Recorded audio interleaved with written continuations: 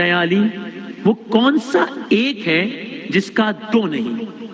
کون سا ایک ہے جس کا دو نہیں؟ فرمایا اللہ ایک ہے جس کا دوسرا نہیں۔ پوچھا کون سے دو ہیں جن کا تیسرا نہیں؟ فرمایا دن اور رات دو ہیں ان کا تیسرا نہیں۔ پوچھا وہ کون سے تین ہیں جس کا چوتھا نہیں؟ فرمایا لوح قلم کرسی تین ہیں ان کا چوتھا نہیں۔ پوچھا کون سے چار ہیں جن کا پانچواں نہیں؟ فرمایا توریت زبور انجیل قرآن مجید چار ہیں ان کا پانچواں نہیں۔ فرمایا کون سے پانچ ہیں؟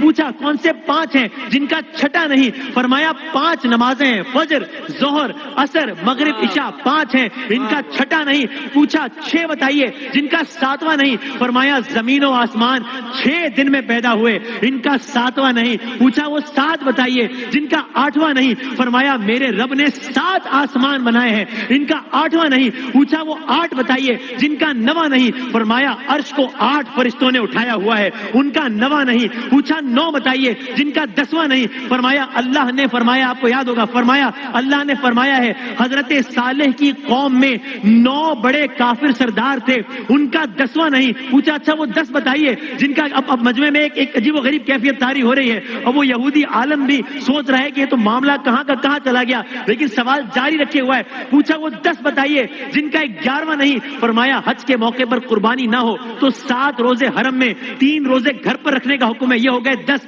یہ 10 ہیں جن کا 11واں نہیں۔ پوچھا سوالات جاری رکھ رہا ہے۔ پوچھا وہ 12واں بتائیے جن کا 13واں نہیں؟ فرمایا سال کے 12 مہینے ہوتے ہیں ان کا 13واں نہیں۔ کہا وہ 13واں بتائیے جن کا 14واں نہیں؟ فرمایا حضرت یوسف علیہ السلام نے جب خواب میں دیکھا تھا تو دیکھا تھا کہ اس میں 11 ستارے سورج اور چاند کو دیکھا، یہ 13 تھے ان کا 14واں نہیں۔